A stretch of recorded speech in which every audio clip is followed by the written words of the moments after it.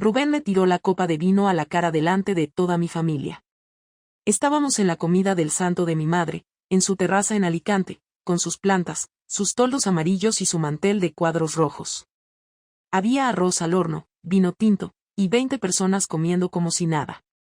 Nadie se lo esperaba. Ni yo. Pero Rubén se levantó, agarró su copa, me miró fijamente y, sin decir una sola palabra, me la lanzó en la cara. El silencio fue absoluto. Solo se oía el goteo del vino cayendo por mi blusa blanca. Mi padre se levantó bruscamente. Mi hermana se llevó la mano a la boca. Hugo, nuestro hijo, rompió a llorar al instante. ¿Y Rubén? Rubén solo se quedó ahí, inmóvil, con el rostro más calmado que le había visto en años. Luego dijo solo 3 palabras. Ya lo sé todo. Fue como si me hubieran abierto el pecho con una navaja oxidada. Yo no tenía ni idea de cómo lo había descubierto.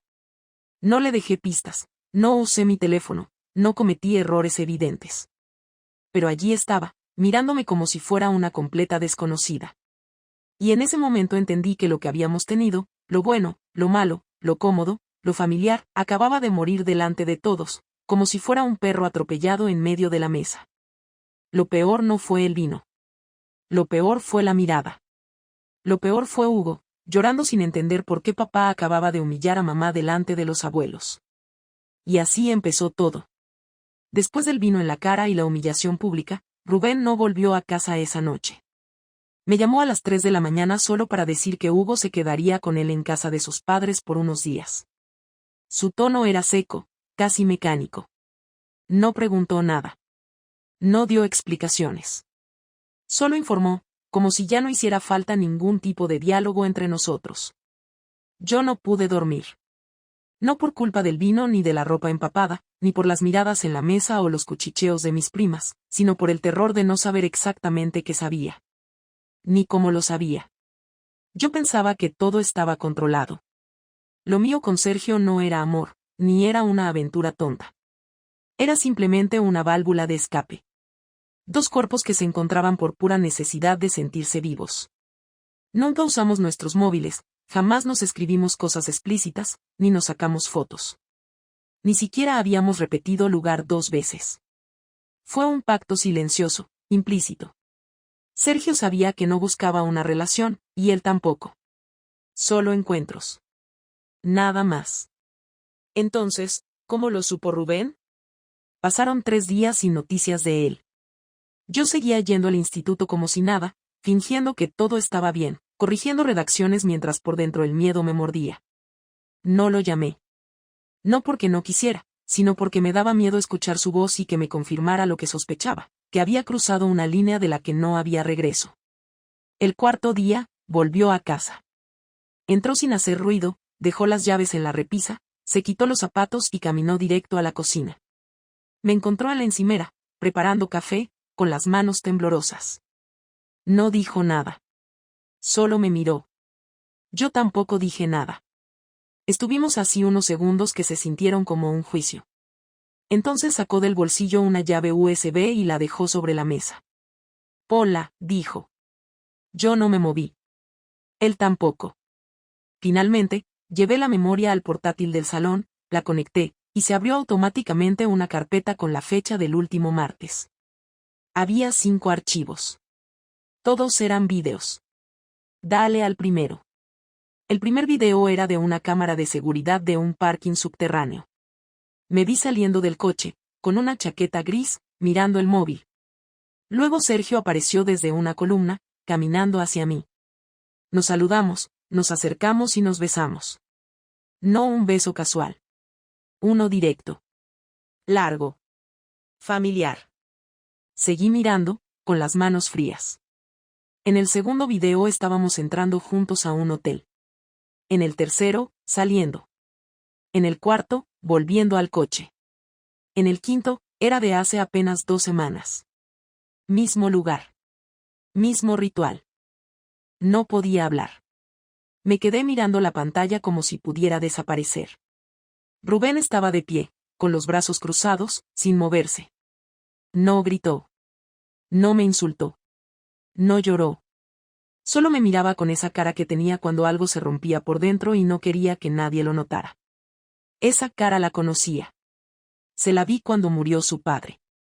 Se la vi cuando perdimos a nuestro primer hijo. Se la vi ahora.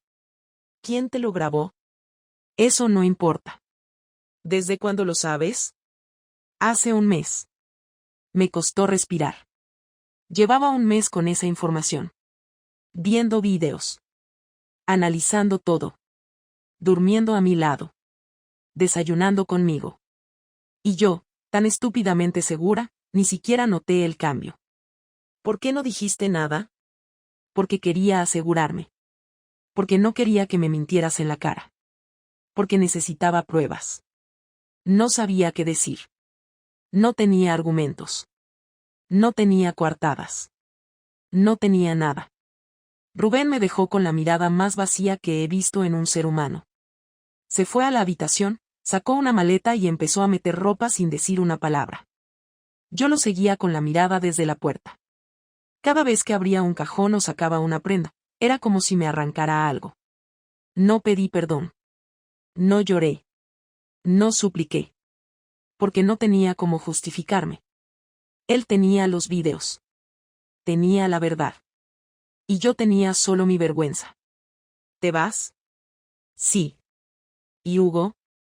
Ya veremos. Quise decir algo. Lo que fuera. Una frase que pudiera explicar por qué hice lo que hice, pero no salió nada. Rubén cerró la maleta, la arrastró hasta la puerta, y antes de salir me miró una última vez. No tienes idea de lo fácil que es perder el respeto por alguien a quien has amado tanto. Y se fue. Me quedé en el salón con la pantalla abierta, viendo el video en bucle. El beso. El hotel. La salida. Todo se repetía. Una y otra vez. Como si fuera una especie de castigo visual. Un resumen brutal de mis peores decisiones. Me senté en el sofá, sin moverme. La casa estaba en silencio. Rubén ya no estaba. Hugo no estaba.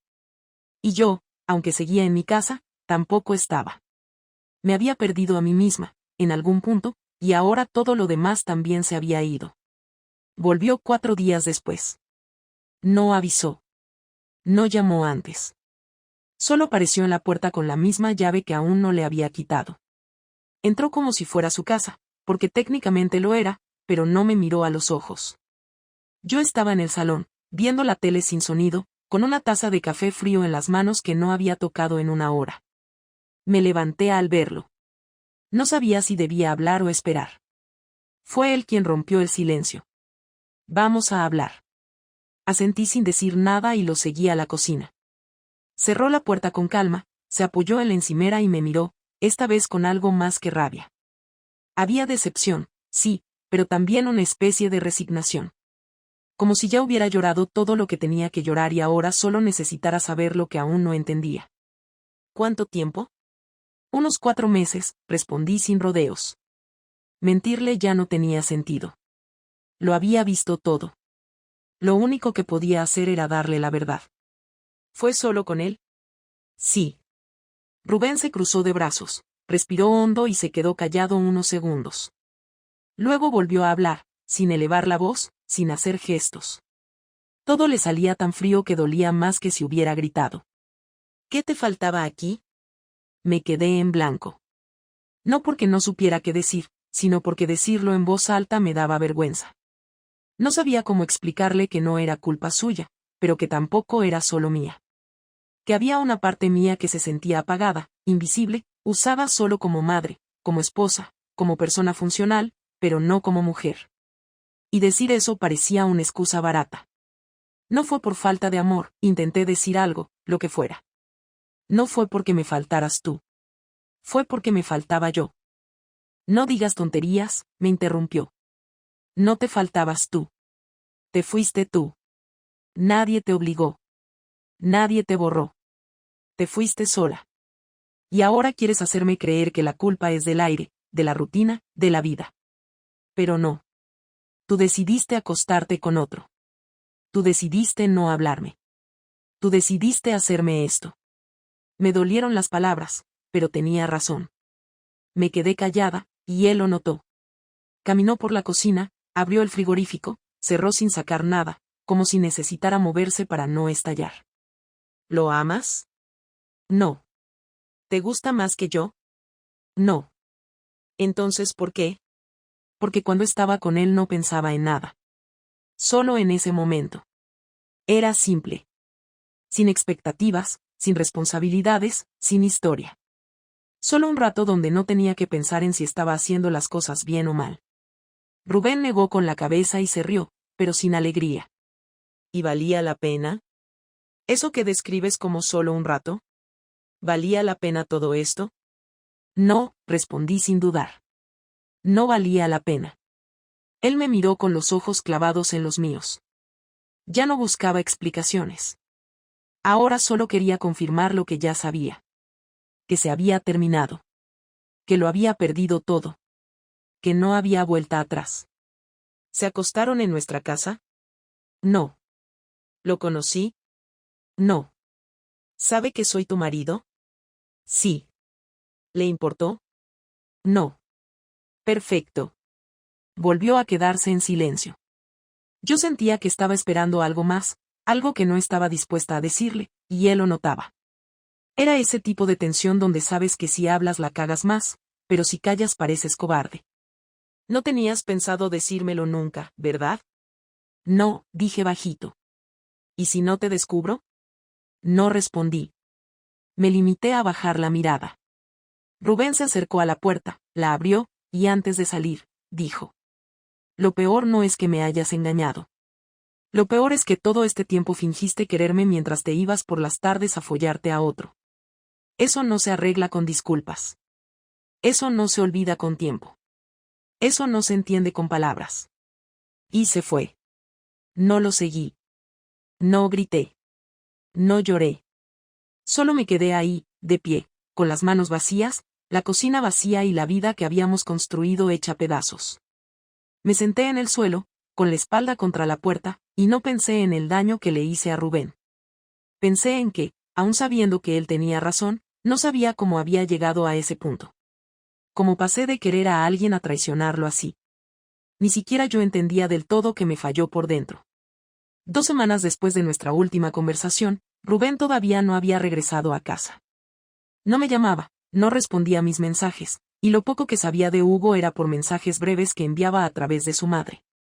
Yo no insistía, porque sabía que él no necesitaba espacio, necesitaba cortar.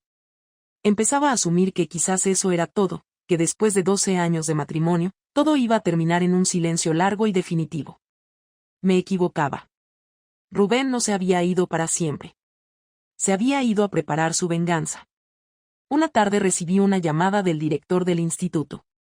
Me citó con un tono que no dejaba espacio a interpretaciones. Cuando llegué, estaban él y una mujer del departamento jurídico de la consellería. Me invitaron a sentarme. No hubo rodeos. Alguien había enviado un sobre con imágenes impresas y capturas de video donde aparecía yo, en diferentes momentos, entrando a hoteles en horas laborales y acompañada por Sergio. Una de esas veces correspondía a una fecha en la que yo había solicitado un permiso médico por un falso dolor de espalda. La cara del director era una mezcla de incomodidad y desaprobación, pero sobre todo tenía esa expresión de quien ya tomó una decisión antes de hablar. No me defendí. No tenía cómo. Sí, era cierto. Usé días laborales para ver a Sergio. Falsifiqué excusas. Mentí en el instituto como mentí en casa. Ellos no dijeron de dónde venían las pruebas, pero yo lo supe en cuanto vi una de las capturas con el logo del sistema de cámaras del aparcamiento donde Rubén trabajaba. Él había recopilado todo. Con fechas. Con horarios. Con pruebas.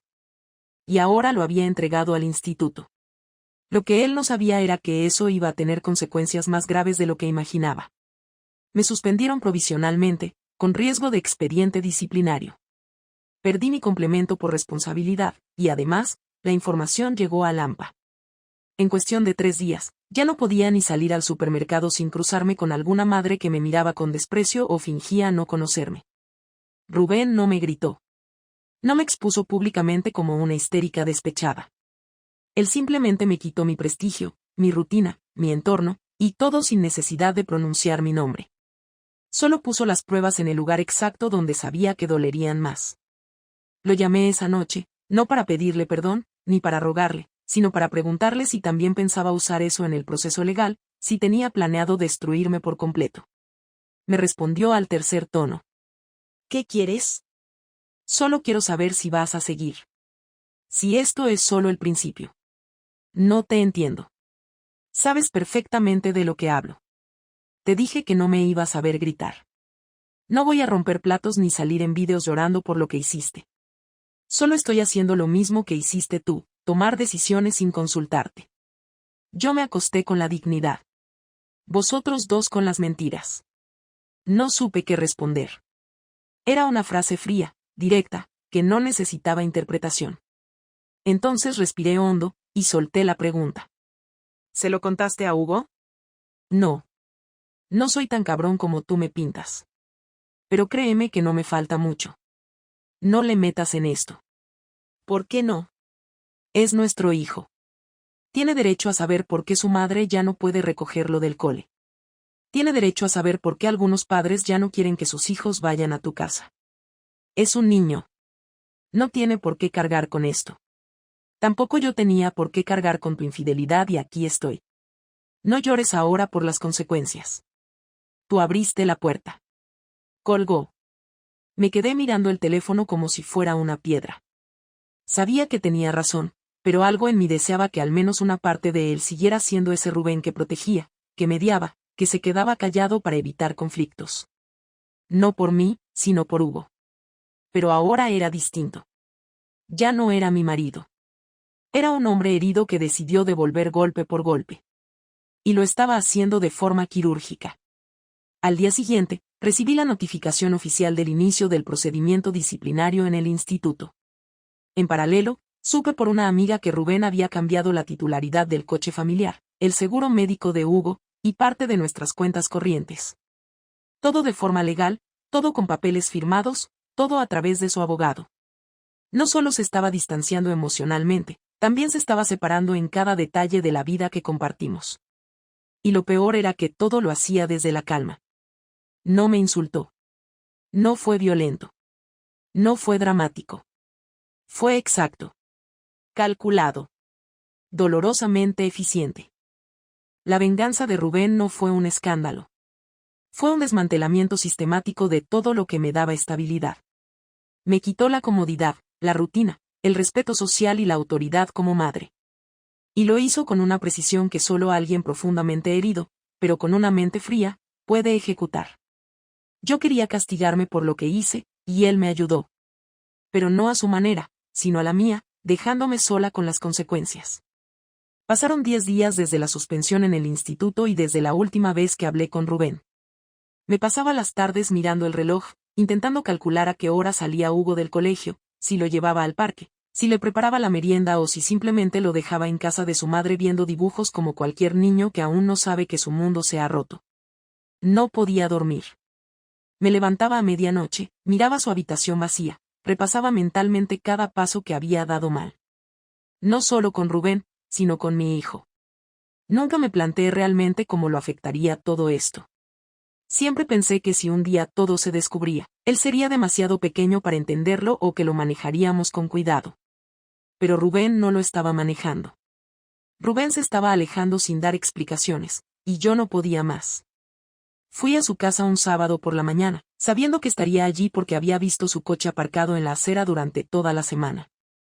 Llamé al timbre sin saber si abriría. Me abrió Hugo. Me abrazó con fuerza, como si no supiera si debía o no hacerlo, y me miró con esos ojos llenos de preguntas que nadie le contestaba. ¿Está papá? Está en la cocina. Entré. La casa estaba ordenada, silenciosa. Rubén estaba de espaldas, fregando una sartén. No se giró al escucharme. No me saludó. Simplemente siguió fregando. Necesitamos hablar, dije sin levantar la voz. Yo ya dije todo lo que tenía que decir. Yo no. Dejó la sartén en el escurreplatos, se limpió las manos con un trapo y se giró. Tenía cara de cansancio, como si llevara meses durmiendo mal. Pero no era por falta de sueño.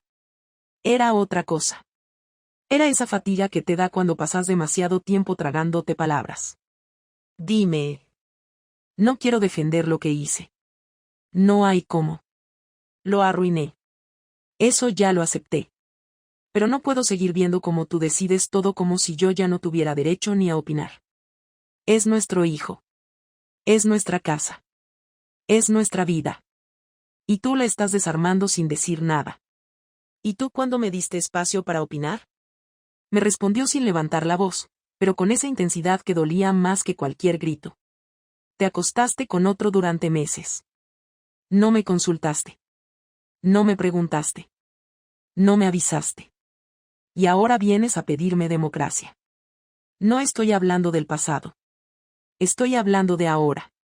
Hugo no entiende nada.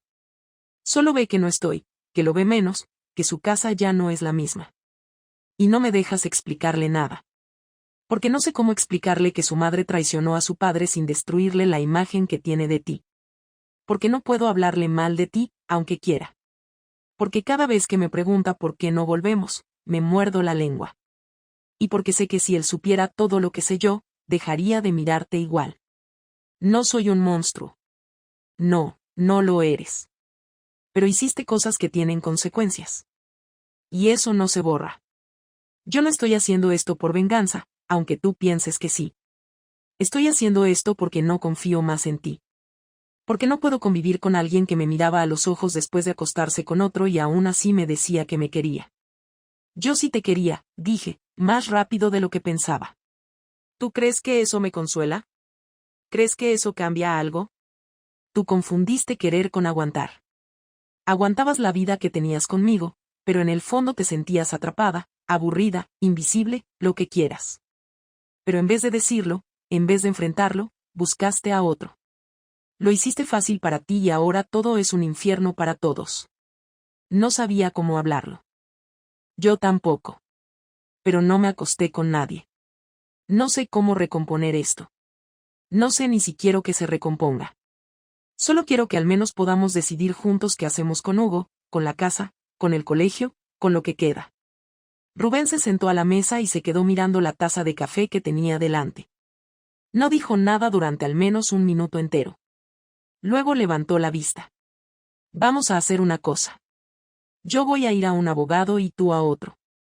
Que ellos nos ayuden a resolver la parte legal. El tema de Hugo lo decidiremos los dos, sin abogados. No quiero una pelea por la custodia. Quiero que él esté bien. Lo demás, ya no me importa. ¿Eso es todo? Sí. No quiero seguir hablando de lo que hiciste. No necesito más detalles. No quiero saber qué te decía, cómo te tocaba, si te hacía reír más que yo. Ya sé suficiente. Solo quiero cerrar esto de una vez y quedarme con lo que pueda salvar. ¿Y tú? ¿Qué vas a hacer contigo? Voy a intentar dormir mejor. Y no hablar mal de ti delante de Hugo. Es lo más justo que puedo ser ahora mismo. Me levanté, asentí, y caminé hacia la puerta. Hugo me abrazó de nuevo y me preguntó si esa noche volvería a dormir en casa. Le dije que no. Que papá y mamá estaban resolviendo algunas cosas, pero que todo iba a estar bien. No sabía si era cierto, pero era lo único que me salió. Han pasado 3 meses desde aquella última conversación en su casa. Desde entonces no hemos vuelto a hablar de lo nuestro. Hablamos de Hugo, de las tareas del colegio, de los cambios de ropa para el fin de semana, de si le está gustando la clase de música o si se ha peleado con algún compañero. Todo lo demás quedó fuera. No se tocó. No se reabrió. No hubo segundas oportunidades ni discursos de reconciliación. Rubén se mantuvo firme. Cada trámite fue rápido. No puso trabas para que yo pudiera seguir viendo a nuestro hijo, pero fue claro desde el principio, no íbamos a compartir tiempo en familia como si todo pudiera recomponerse. Eso no iba a pasar. El abogado me explicó que Rubén había renunciado a pedir pensión compensatoria, que no quería nada de mí más allá de los acuerdos compartidos por Hugo. También me dijo que había rechazado hablar de la infidelidad en el procedimiento, que había decidido no usarlo como argumento. Me sorprendió, porque podía haberlo hecho, y sabía que eso habría cambiado muchas cosas, sobre todo si yo intentaba quedarme con parte de la casa. Pero no lo hizo. Su forma de castigarme fue otra. Fue dejarme exactamente con lo que merecía, el vacío. No el escándalo, no la ruina económica, no la guerra por los muebles o las vacaciones. Solo la distancia, la indiferencia, la eliminación completa de cualquier espacio compartido. Tuve que irme a un piso pequeño en el centro. Un alquiler modesto, cerca del instituto, aunque ya no trabajo ahí. Me transfirieron a otro centro a las afueras, con menos alumnos y menos carga lectiva, pero también con menos reputación. Lo acepté sin protestar. No estaba en condiciones de pedir nada. La realidad es que mi nombre quedó marcado. Algunas compañeras dejaron de saludarme. Otras lo hicieron por compromiso, y en las reuniones de coordinación me hablaban con una educación exagerada que sonaba más a distancia que a respeto. Me acostumbré a eso. A que la gente hable bajo cuando llego. A que algunas madres pidan cambio de tutor sin explicar por qué. A que las familias me vean como la que engañó al marido y perdió todo. Con Sergio no volví a hablar. Después del último encuentro, cuando todo se descubrió, desapareció.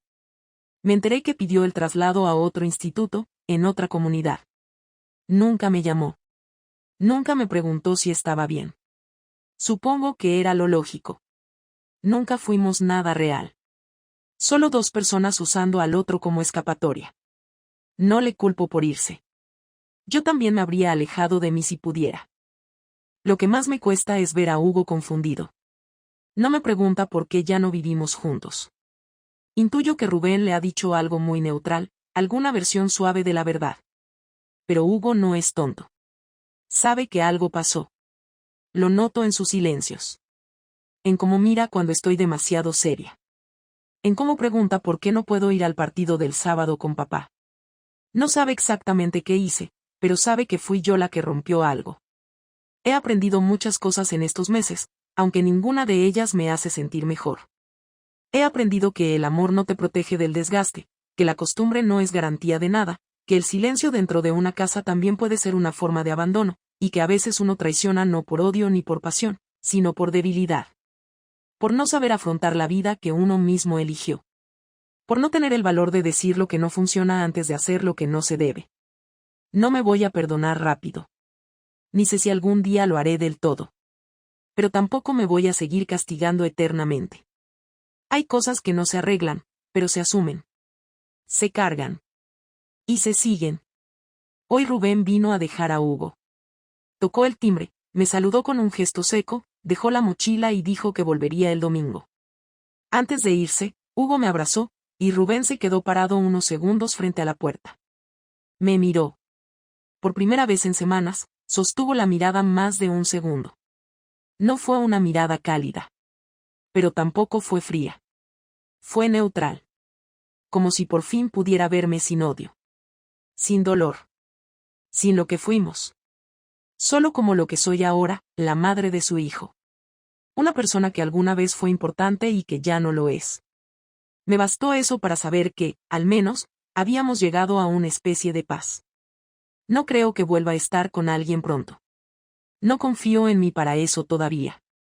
No sé elegir. No sé sostener. No sé cuidar lo que tengo.